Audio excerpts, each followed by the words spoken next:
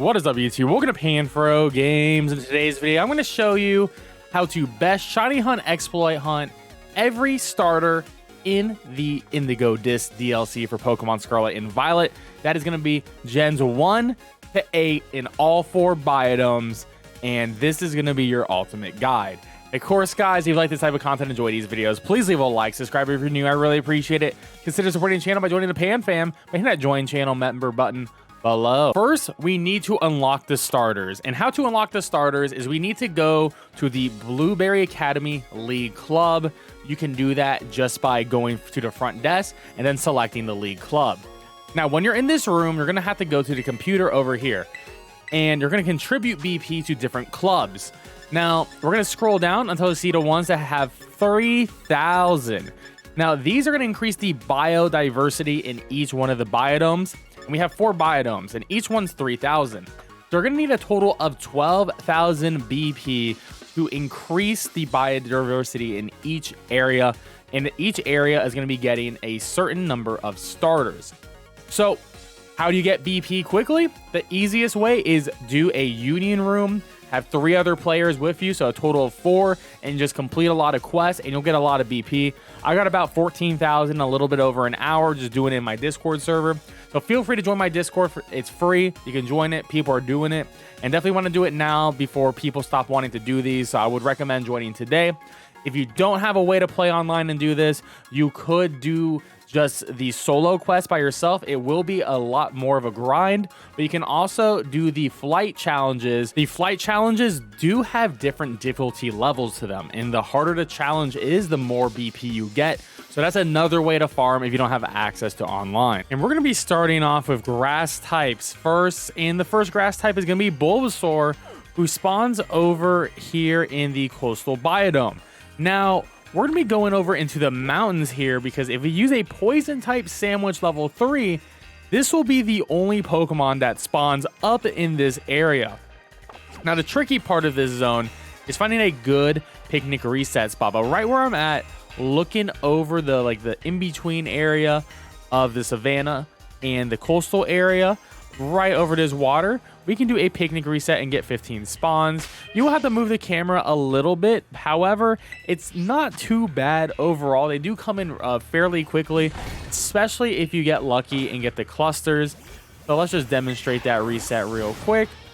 So we're going to be getting a few up here, and it'll be very nice if we got a cluster. We got 1, 2, 3, 4, 5 up here. Okay, 5, and then we look down 6 up here now. 7, 8, 9, 10, 11 on this one. So if you get a cluster, it is a bit more, which is always nice. But you just want to keep on doing a picnic reset, and you will eventually get your shiny Bulbasaur. Now, if you don't like this method for it, you can always try to reset for a mass outbreak as well. But at the very least, if you didn't want to do a mass outbreak, but you didn't like this spot, pretty much you just want to do it over in the mountain area. So we got a nice little cluster right there. So that's 5, 6, 7, 8, 9, 10, 11, 12, 13, 14, 15. So max spawns. So it's a pretty good range overall, and good luck on this shiny hunt. Next up is Chikorita, and unfortunately, unlike Bulbasaur, it is a mono grass type, and it spawns in a biome that has some of the most grass types out here. And with a level 3 sandwich, you're going to be getting Exeggutors, Executes, you can get Deerlings, you can get Oddish. But we are sitting right over here, and if you go a little bit north, you can get some Bulbasaurs and Grookeys as well. So my recommendation for this shiny hunt is going to be resetting for a mass outbreak so you can get the full living shiny family. It may take some time, however, it's definitely gonna be worth it, because any other option is gonna be way too slow and most likely a waste of your time. Next up is Treekco, and we're gonna be using a grass type sandwich, and luckily for us, you don't need a mass outbreak to get a good isolate shiny hunt on this. You're gonna fly over to the Canyon Outdoor Classroom and go to the east of it, right over onto the edge right here, where you get like all these trees. And where I'm pretty much exactly at is right behind this one tree that is next to this big boulder. You can see that we get some Treeccos over to our right in front of us. We get a lot over here, and that's where most of our spawns will usually be. Now, you may be saying, well, Treecco, it's going to be hard to see over in the grass. Well, the shiny is incredibly obvious, very bright, so it's going to be super easy for you to notice. The reason why I'm right in this position is because for the most part, Deerling and Sawsbuff do not spawn where I'm within range of. So this is actually a true isolated shiny hunt for these guys, which is really rare for grass type Pokemon in this DLC. So good luck on this shiny hunt. And there over here, we have a shiny Treekco. Incredibly obvious to see, so you don't have to worry about, you know, the grass at all. It's such a bright and colorful shiny, and honestly, an absolute beautiful looking Pokemon overall. So there we go. Easy shiny Treekco, and good luck on getting the full living shiny fam of it. Next up is Turtwig with a grass type sandwich, and we're gonna go past the Canyon Plaza to the northeast of it, pretty much where this pool of water is, but all the way at the end of this path, you're going to be doing a picnic reset with the grass type sandwich, and the only grass mon that's going to spawn is Turtwig, so no deerlings here either. This makes this spot absolutely phenomenal. Shiny Turtwig is incredibly easy to notice, as well as a tealish color to it, so you'll be able to easily spot it, and you'll get about 13 to 15 spawn here rather quickly, so good luck on your shiny hunt here. Next up is Snivy, which spawns around here in the Savannah biome. However, with a grass type sandwich, you can see that you're going to be fighting for spawns with the local Exegutors, which unfortunately makes it impossible to actually have an isolate shiny hunt method for Snivy. It's a decent runaround, but you're more likely to get a shiny Exegutor by doing this, which is not the point of the video. So I would recommend doing a mass outbreak reset until you get a Snivy outbreak in the area. That is what I'm going to do for hunting my living shiny family of this line. Next up is Chespin, and we're going to be in Chargestone Cave with a grass type sandwich. I recommend starting at the Polar Outdoor Classroom 1 and then go into the cavern and keep going until you're pretty much where I am, right over here. And we're on this wall, and we can do a reset for 15 spawns really easily. And it's a super easy shiny to notice, as it's going to be a red body instead of a green. However, if you don't want to do a picnic reset hunt for this, this is also the only grass type that actually spawns in this whole entire cave. And you can very easily do this as a runaround hunt if you don't have a desire. And look at these spawns. They're coming in super quick. Sometimes you get those clusters that make it even faster, but you get your full 15 fast and easy. And let's just do a quick walk around to just show off these spawns here. I mean, yes, you'll get some static electric type spawns coming in here, but just Chespin's all over the place. This is super easy and maybe even the easiest grass type hunt to actually do. So good luck on this shiny hunt. And for our next starter, we're going to shiny hunt for Rowlett, and we're going to be using a flying type sandwich over on the border of the Savannah biome and the coastal biome. And I'm just right over here, so just northeast of the Savannah rest area 2. And this is what it looks like over here. We have this weird block set up over there, and that's going to be pretty much where you want to go, just right in front of that. And we're going to be right on the border wall, right on the line. And you can actually do a picnic reset on these if you didn't know. You can see that we're getting about 15 spawns of Rowletts in front of us, and luckily for us, the shiny is like a mint green, so it's gonna be very obvious. So it's gonna be super easy for you to sit here and picnic reset to your heart's content. You might get some spawns behind you of like the 2 cannon line. They potentially can spawn behind you, but just focus forward and you'll be getting a lot of spawns. And don't forget to remove the Terra monster in front of you over there, because that does take up one of the spawns too. And our last grass type is going to be Grookey, which is going to be best hunted on the beach. Now, the beach is not an isolated shiny hunt, unfortunately, because you do get Blossom. But it's not a terrible spot either. Yeah, you'll get a couple Blossoms, but you do get a good amount of Grookeys. But that's going to be all down to RNG. If you get a lot of Blossom spawns in the middle of this beach, especially the cluster spawns, then you're going to have a bad time. So you may be better off going with a mass outbreak. But you could do this as a pretty decent runaround hunt on the beach, or you could just do a picnic reset in the middle of the beach, look around you, and hope you get some Grookey spawn.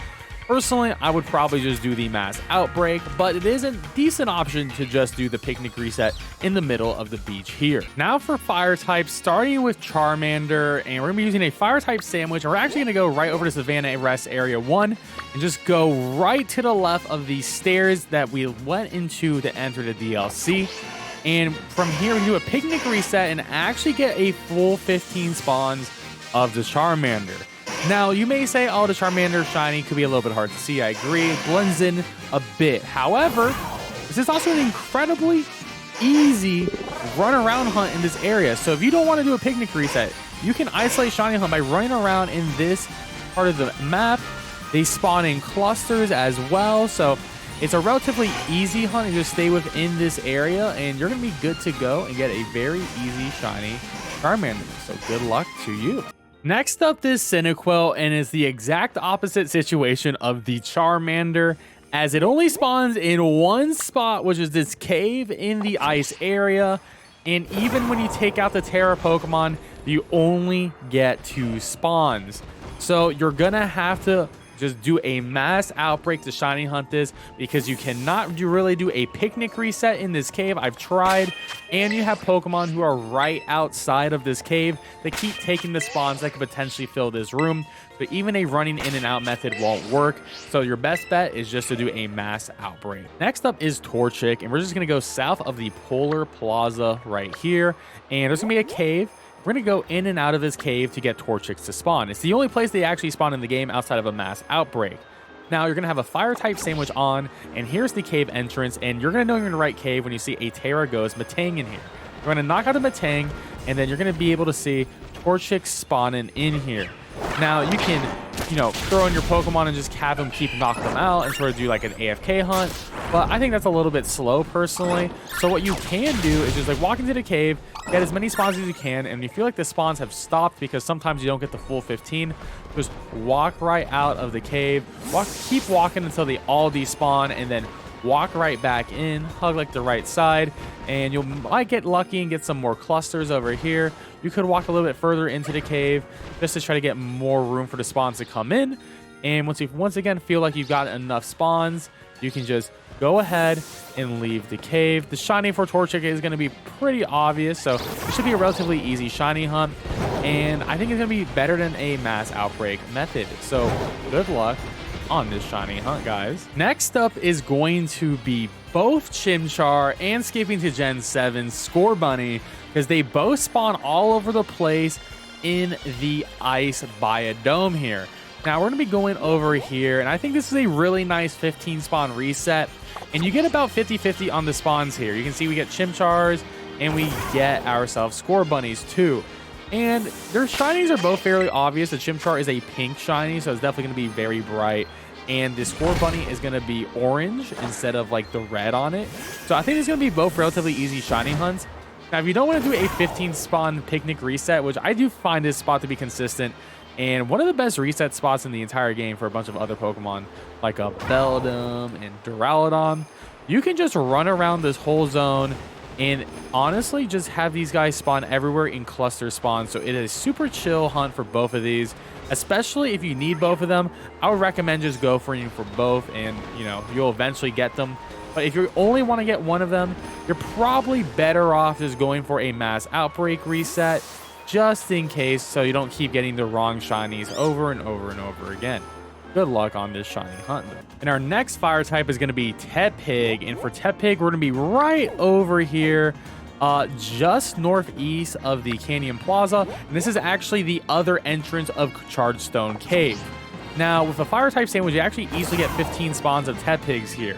Normally, I would do a picnic reset, but we can actually just run back into the cave, despawn the Pokemon, and then run it back forward, and we'll get our cluster spawns and individual spawns of the Tepigs to come in relatively quick. And this is a super easy shiny hunt. And also the shiny for Tepig is quite noticeable. So this is going to be a relatively easy hunt for you to do. Just keep on running back and forth, which is definitely faster than a picnic. And good luck on this shiny hunt. And our next fire type is Fennekin, and it spawns around here. Now, the big issue with Fennekin is, unfortunately, Magby and Magmar take up a vast majority of the spawns wherever I go when I try to hunt for this Fennekin. So I'm going to have to write this one off as a mass outbreak only hunt, as I just cannot seem to get Fennekin to spawn in any sort of majority group out here. It's just really upsetting because it is one of the best shinies out there in general. But if you do a picnic reset out in these fields, you're just going to see way too many Magbys and Magmars taking over. And in some other areas, you get the Litleos and Pyroars coming in as well. And there's just too much competition in this general zone to be able to isolate shiny hunt for a Fennekin. And for our last fire type, we're actually going to go back to where we did Turtwig, but with a fire type sandwich, which is just right over here in the canyon biodome, going all the way down this path here, just northeast of the Canyon Plaza. And we're gonna be doing a picnic reset right over on this rock here, and you'll be able to get your 15 spawns fast and easy. Sometimes you get cluster spawns as well, and luckily Litten shiny is incredibly obvious. It's a white shiny, so you should be good to go on the shiny hunt to make a fabulous VGC perfect Incineroar. So good luck on this shiny hunt. And now for water starters, and we're going to begin with Squirtle, and Squirtle spawns over in the Canyon Biodome. However, I'll say this, you are definitely going to want a Mass Outbreak, as these waters are filled with tons of water types, and pretty much Squirtle will spawn in the lowlands, but you can see what we have for water sandwich. Alamala, Chinchino, we have Horsey, Seadra. It is just an absolute mess. So Squirtle is 100% going to be a Mass Outbreak hunt. Next up is Totodile, which spawns in the Savannah Biodome. Now, this is unfortunately another one you're going to have the Mass Outbreak. You can find them over in this pool here and sometimes over here, but the main issue is there's just too many other water types that are competing for the position, and it's just not going to consistently spawn to do a picnic reset. So you're better off just going for a Mass Outbreak. Next up is going to be Mudkip in the Coastal Biodome with a water type sandwich. And we're going to go right underneath this bridge, and we can actually shiny hunt this with an isolated method. We're going to ride Pokemon and go through this cave that is underneath that bridge. And all the water type Pokemon that are going to spawn here are just going to be Mudkips. Now, you can't actually picnic reset in here, but this is a really good run around hunt. Just like walk into a room loaded in, and sometimes you get a lot of Mudkips and sometimes you don't. They'll come into the hallways as well, and sometimes you just get a decent amount of clusters to make this whole hunt worth it. So this is a sort of our main room that you want to go through, where you get a lot of the Mudkip spawns.